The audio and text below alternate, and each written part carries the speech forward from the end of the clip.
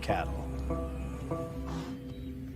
Instead, she perfected the art of surviving on her own. Without the help of a pride, this lioness had to adapt. When she hunts, the combination of patience, power, and speed is spectacular.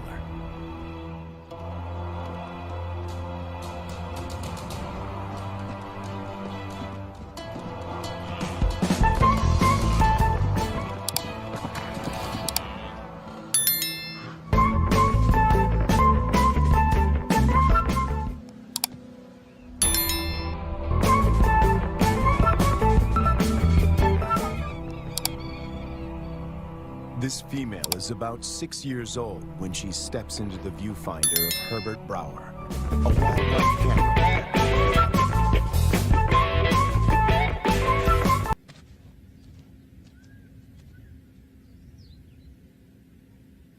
She'd been rarely seen, and if then only at a distance.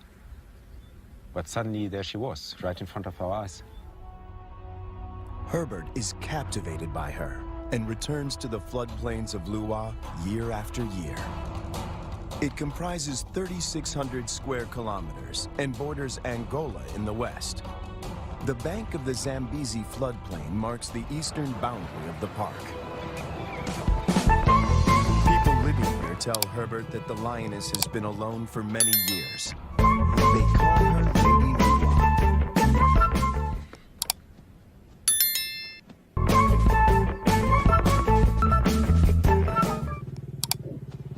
When she rolls for him, a bond develops between them that will have far-reaching consequences.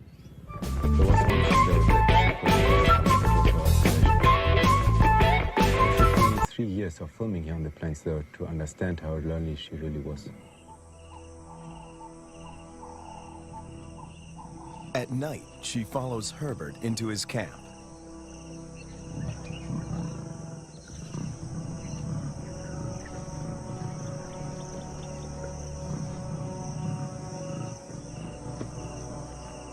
He would never expose himself to wild lions on foot, but he instinctively knows that she means him no harm.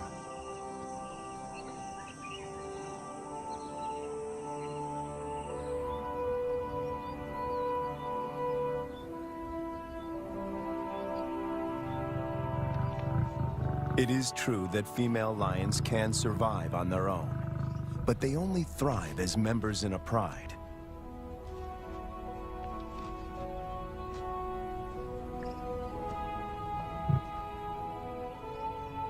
Is it possible to find Lady a mate?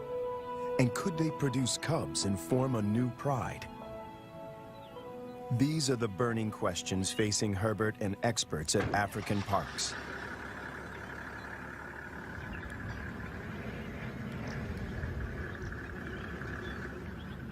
Craig Reed, a manager at African Parks, and veterinarian Dr. Ian Parsons face a dilemma. Reintroducing a full pride of lions into Luwa could cause havoc. If one cow is killed or one person attacked, the local population would be up in arms. If they find her a mate, she will hopefully teach him and their cubs to stay away from cattle and people. The project is even more viable if she can transfer her impressive hunting skills. It takes 4 years of detailed planning to get the project off the ground. Lady is now collared to keep track of her movement. The average age of a lion in the wild is 16. She has about 6 years to produce a litter.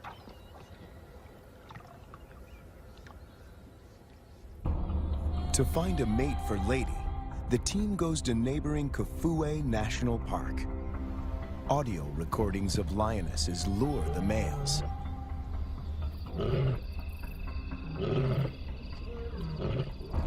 Wildlife vet Dr. Ian Parsons darts 2 males. As a coalition, they stand a better chance to survive the trauma of a translocation. The big question on everyone's mind is whether these two males will bond with Lady. If they do bond with her, she might be able to teach them how to keep a low profile and avoid the villages.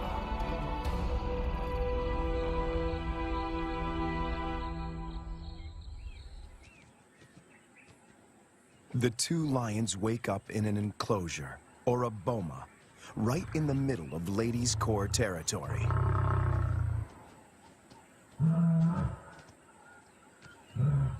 One of the males is 3 years old, the other a bit younger. Lady is almost 8 years their senior. The age gap is intentional. Older lions might not submit to Lady's authority. Hopefully, these youngsters will.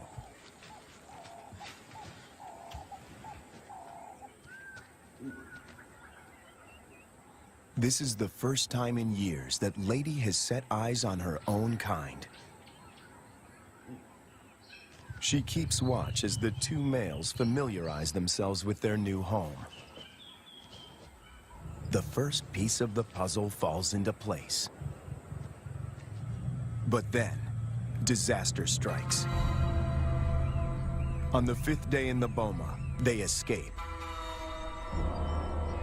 Finding themselves in a strange environment, they could take fright and bolt. To Herbert's relief, he finds them a few hundred meters from the enclosure. Lady's response is odd. She rolls to show them she is not a threat, but she doesn't approach them. The males are aware they are in her territory. Everything is new. It's going to take time to adjust. Before she leaves, Lady marks the territory with her urine. It's a strong message. She's the landowner. They are the squatters.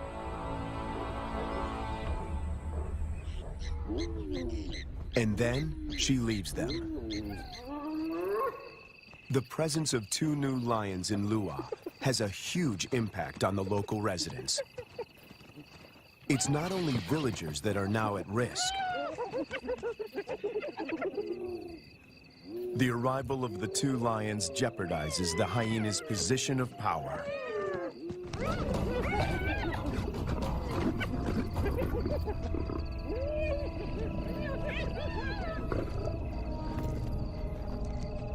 Together, they make a fearsome team.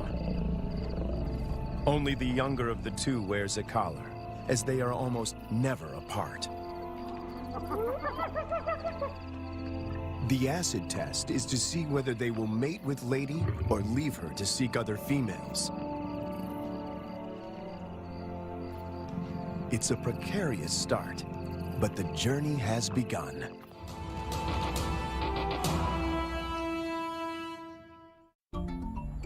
Almost 3 years go by without incident. It's November, the beginning of the rainy season. Thousands of wildebeest pour into Lady's territory. The males are hardly recognizable. They are now almost 6 years old, and their bodies are beefed up, their manes more pronounced. After all this time, they're still together and have bonded with Lady, who seems to be doing all the hunting.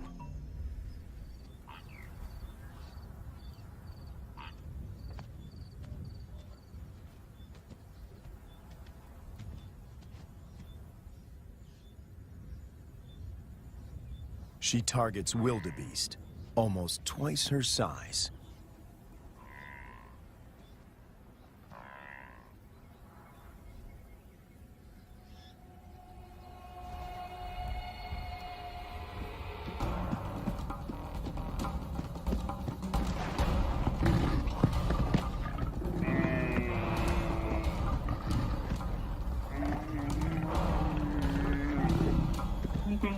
With a powerful bite to the neck, she suffocates her quarry. It's all over in minutes. The meat from a small calf could keep her going for a few days, but she's not hunting only for herself.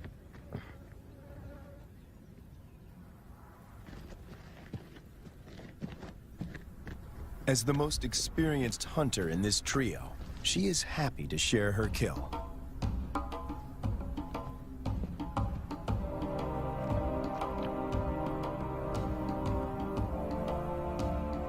The fact that she allows the males to join her, and that they don't chase her off the carcass, is significant. Eating together is the first building block of a pride.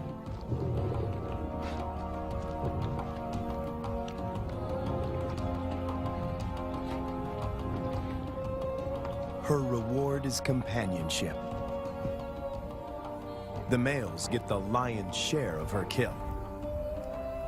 They gorge themselves and can eat up to a quarter of their own weight in one sitting.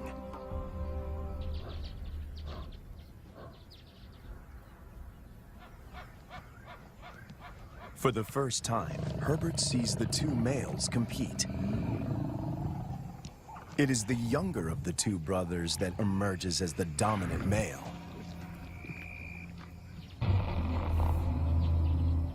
He's the one that follows her when she's in estrus.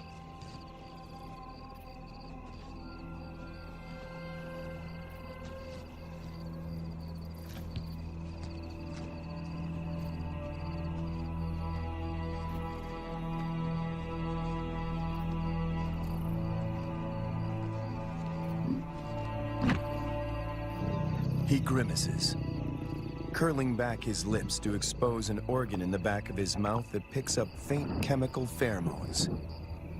He can smell that she's in heat.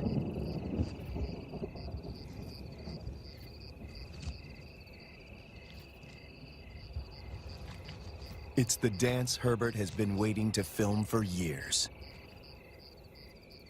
The brother watches from the sidelines. Lady stays receptive for several days and copulates frequently. Both males stick to her like glue. They won't fight over her. As members of the same coalition, they come to a gentleman's agreement. If the dominant brother tires, the other might get a chance to mate as well. Now she rolls, not to greet Herbert, but in submission.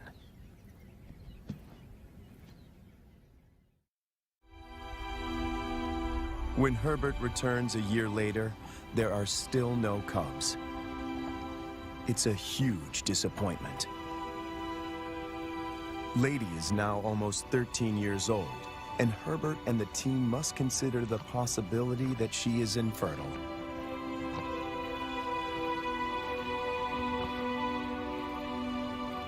If that's the case, the males might leave her and start roaming, looking for other females to propagate their bloodline.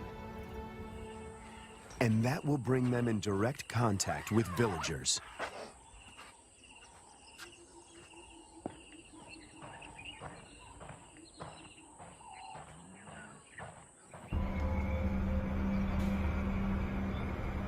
The team decides to import 2 young females. And that takes them back to Kafue.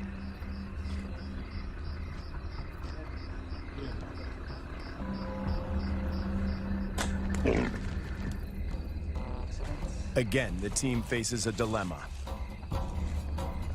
If the females are too old, they might injure Lady or drive her out of her territory.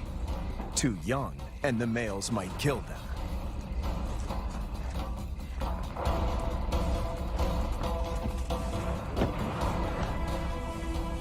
Dr. Ian Parsons oversees the translocation. We need some water just to keep them cool while we're traveling. All right, antidote. That's not very fast acting. It takes about 15 minutes to work.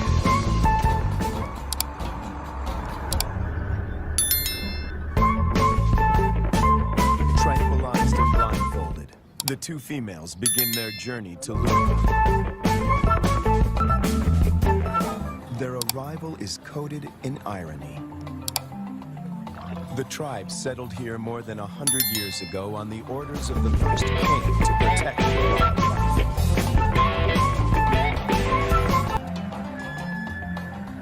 But many of them have never seen a lion. And yet lions have always played an important part in the biodiversity of Lua.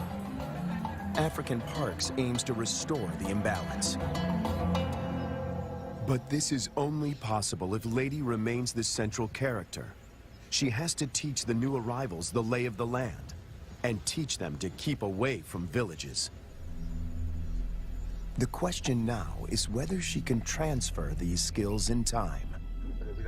The two lionesses are collared with radio transmitters before being released into the enclosure.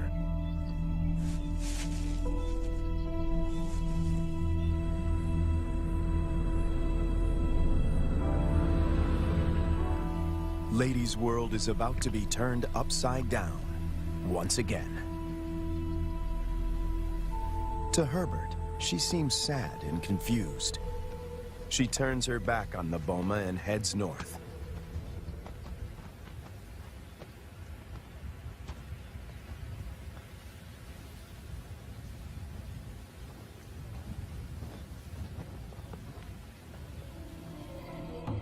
The males, on the other hand, are very interested.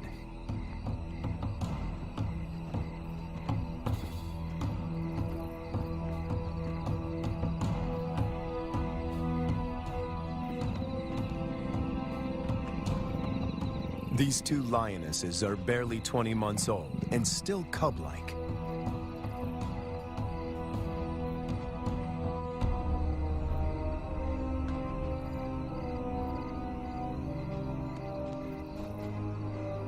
Male lions are known to kill cubs they haven't sired.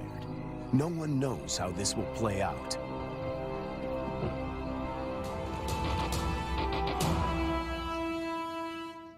After 3 days, Lady makes a U-turn and returns to the fenced-off boma.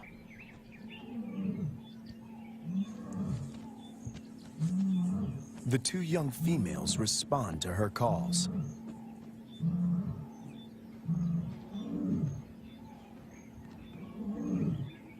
The connection between Lady and the cubs is immediate. She engages.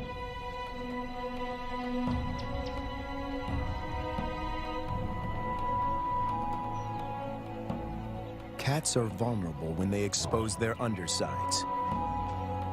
When they roll, they express submissiveness.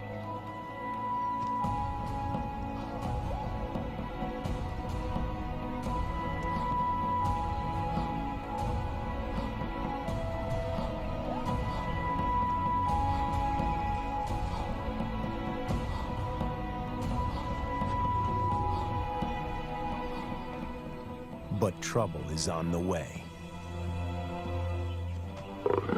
Lady's body posture changes. She knows that the males could attack these new residents.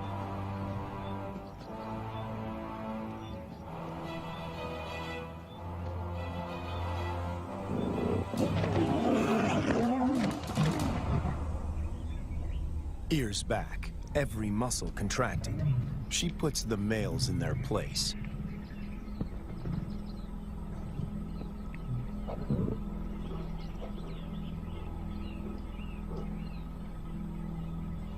Four cats now crowd her space, after years of solitude.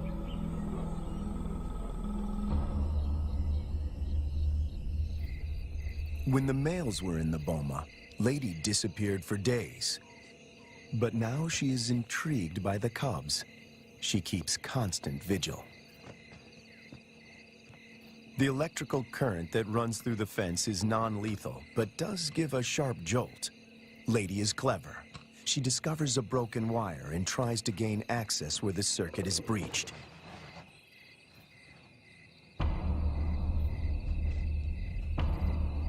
The males are perturbed by the new arrivals. But before they get any ideas, Lady asserts herself. The balance of power might have shifted, but she's still in control.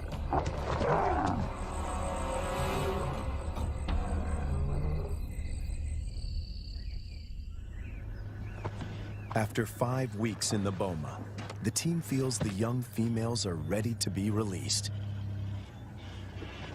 Not sure how the males will react, they lure them away with a fresh carcass.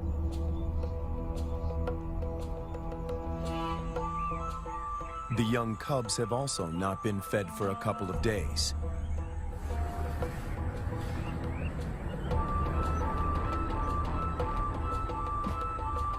When the gates open, a new chapter begins.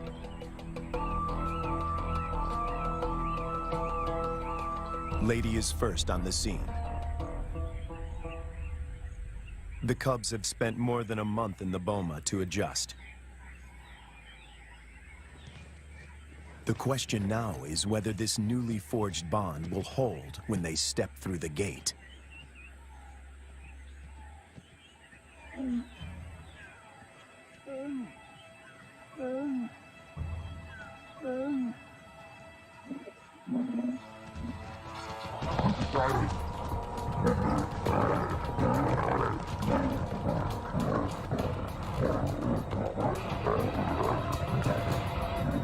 The first encounter turns into a catfight. But it is more show than anything else. If Lady wants to kill these cubs, she can do so in the blink of an eye.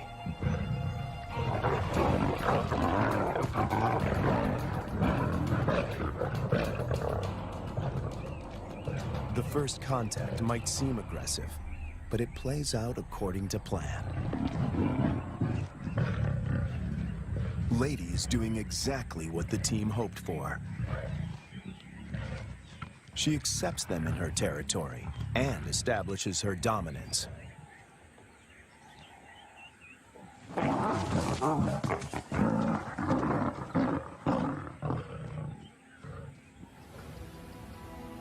The landscape of Luwa now looks very different from the days when Lady followed Herbert to his camp. Now 2 young and subdued females follow her. But Lady is not used to having an entourage. She's not at all familiar with the dynamics of a pride.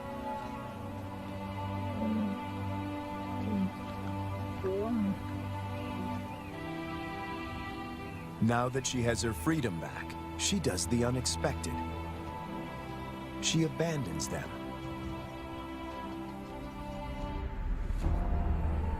The 2 young females now find themselves in a new and unfamiliar environment swarming with hyenas.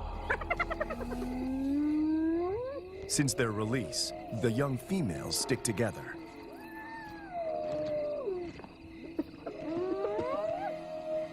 But their lives are in real jeopardy.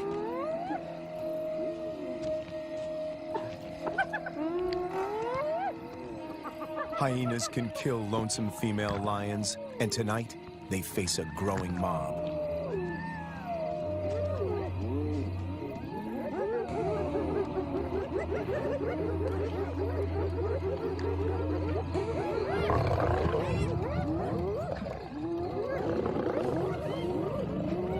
In no time, the newcomers are surrounded by a hungry and ferocious clan.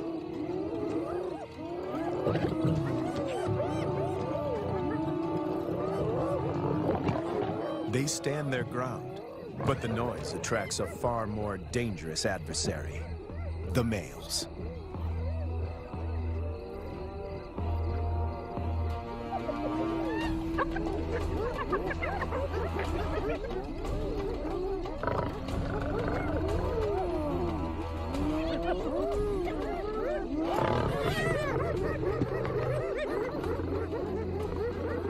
The 2 brothers have finally tracked down the youngsters in the wild, and Lady is nowhere in sight to protect them.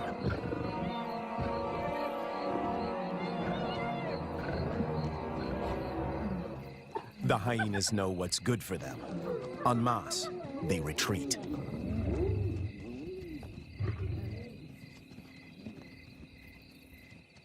This is their first encounter with the males outside the boma. Anything can happen. The brown-collared female is first to bolt. The white collar is cornered before she can escape.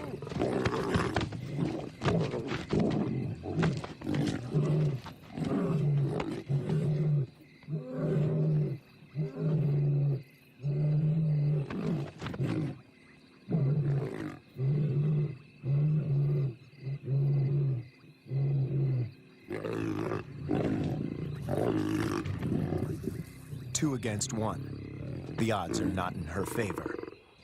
But her assertiveness could be her saving grace.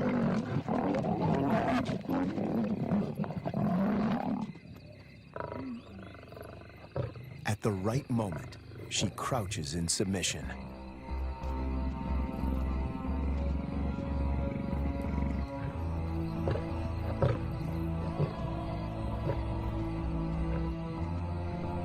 The encounter with the males is a frightening experience for both young females. They split up. Separated, they are now more vulnerable. Danger looms for both of them.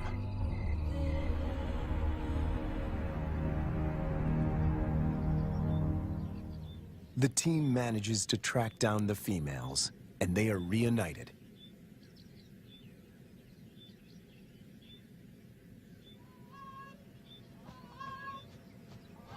It takes months before they settle down. But little does Herbert know that he is filming them for the last time.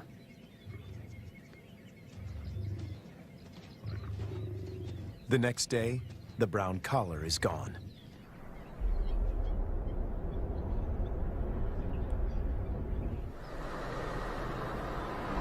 Craig Hay heads up one of the search parties.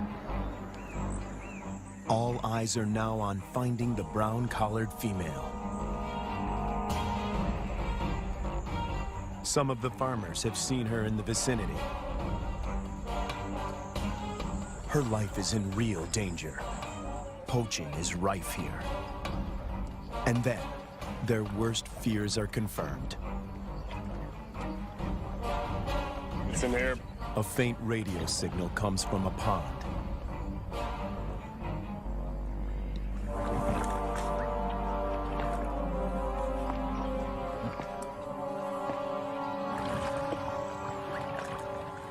Guys, I got it. It is the brown collar. It's been cut. Yes, been cut with a sharp knife. It's a definite cut. You see, so someone found the lion and threw this in. Or killed the lion. Killed the lion and threw this in. The mood is one of despair.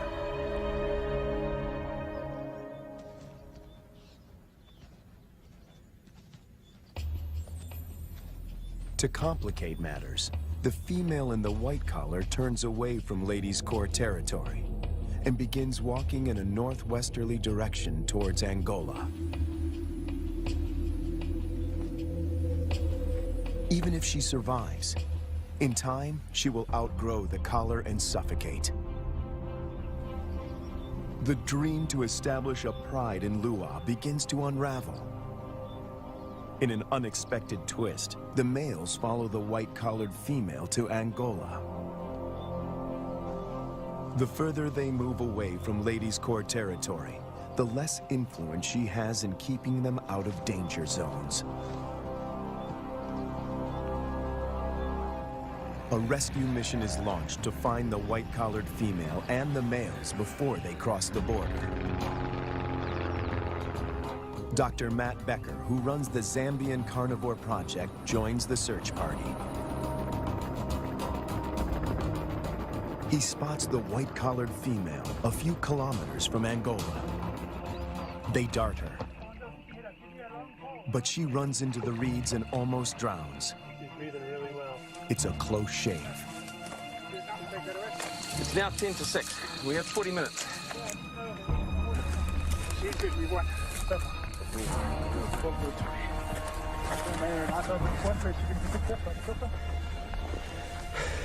Let's make sure it doesn't get her nose. It's going to be windy. The rescue mission is tricky. The small helicopter can barely lift her, and the ground team must help before the pilot manages to get his precious cargo airborne.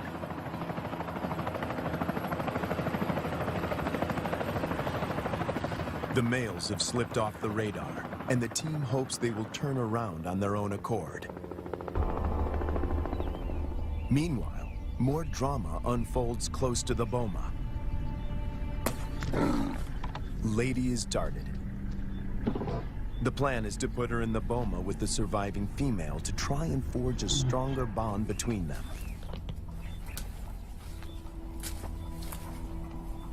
It is the most difficult decision the team has had to make until now. Lady has never been deprived of her freedom. She gets a quick medical checkup and a new collar. The young female, tranquilized, is already in the boma.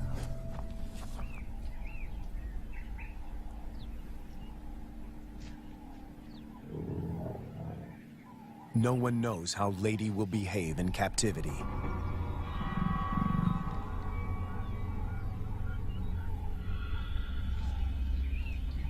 Locked up and frustrated, she could turn violent and kill the youngster. A power struggle is inevitable.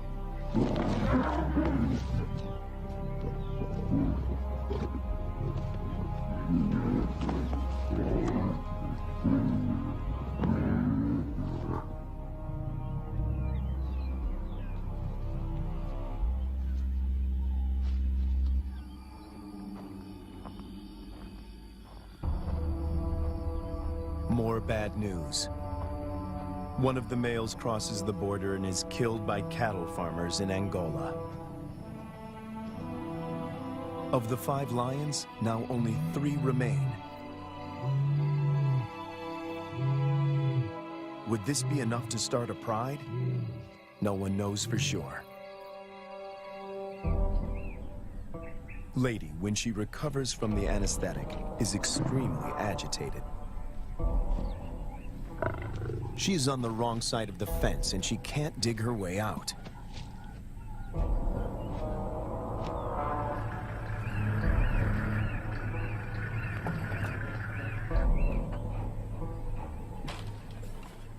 The young female, on the other hand, is familiar with the enclosure.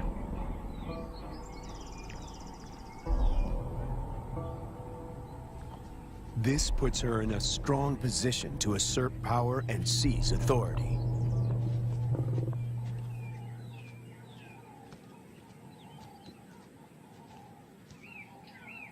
Clearly upset, Lady seeks refuge in a tree.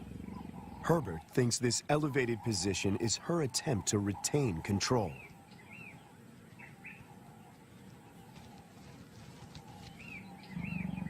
Hunger eventually tempts her down.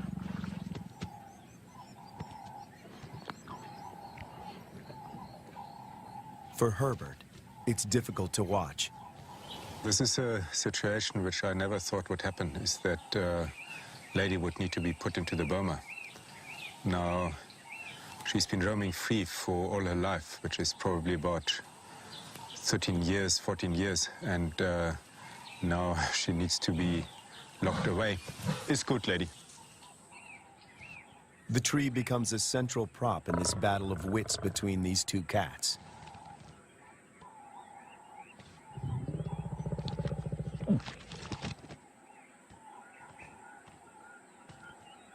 The young female catches on very quickly. She is lighter. If height is of any consequence, she can go higher.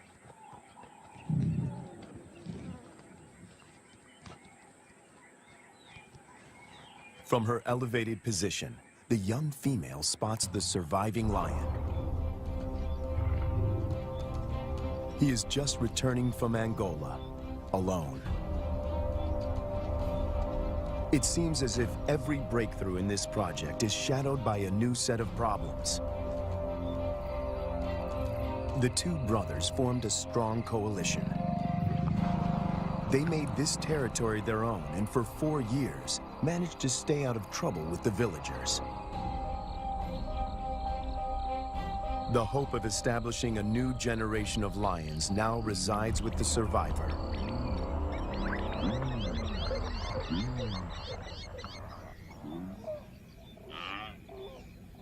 Lady and the young female emerge from the boma after 7 weeks. The outcome of the bonding exercise is disappointing. They split up. Lady doesn't want another cat on her tail.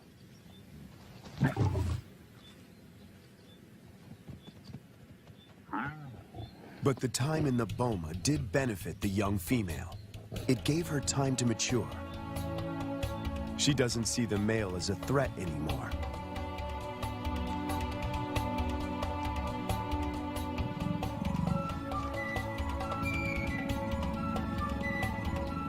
There is an explanation for her playful behavior. She is an estrus.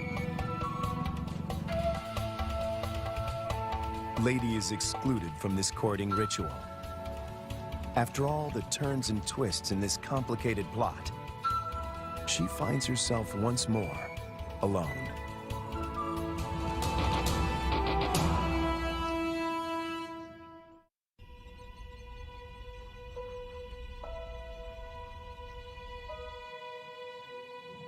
After hunting alone, the young lioness returns to the male. She is ready to mate. The project is one step closer to reaching its goal. The male will sire the next generation. But what about Lady? Will she be part of this new pride? It somehow seems sad and tragic if she is now excluded. And on cue, she disappears.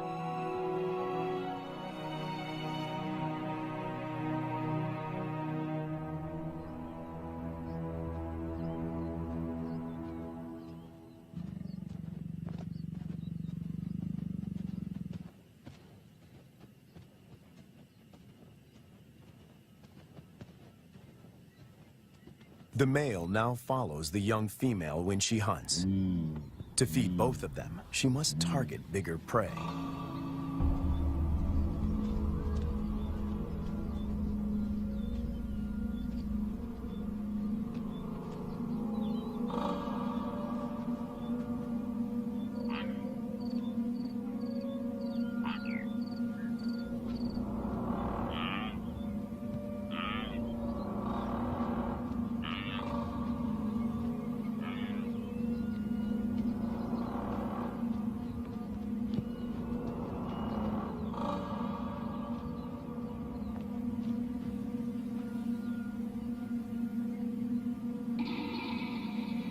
The male is not helpful.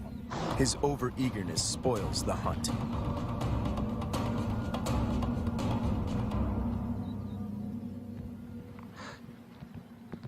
Herbert is about to accept that this Regent King and the young female are now the major players in this drama, when Lady suddenly reappears.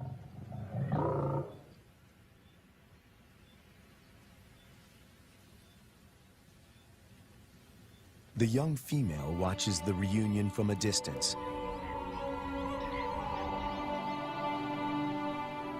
Over many years, Herbert and Lady somehow learn to recognize and respect each other's intentions.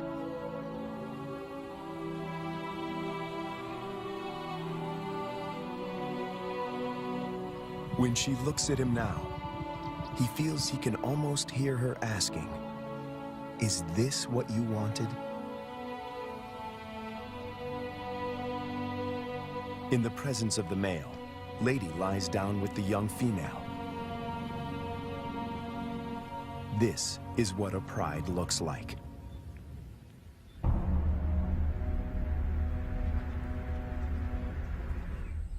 After so many years, all the effort and energy that went into this project seemed to pay off.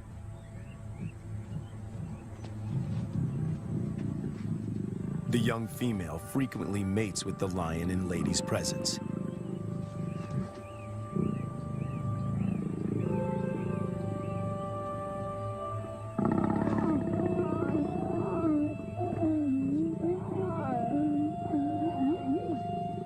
Females are the cornerstone of prides. They form strong bonds and hunt together. The male's instinct is to protect them, and his drive is to breed.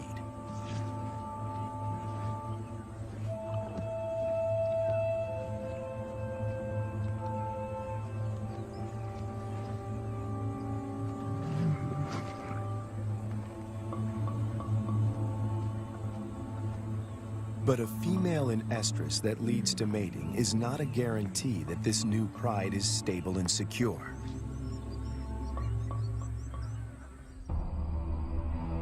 Hunting together is the final test. And then it happens. The young female takes the lead. Lady follows. This is certainly a new development. And the outcome is swift and lethal.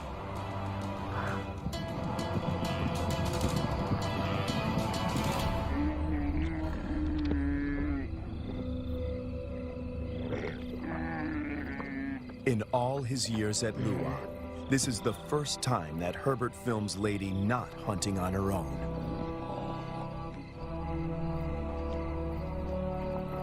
When the male joins them, the circle is complete. The air is full of promise.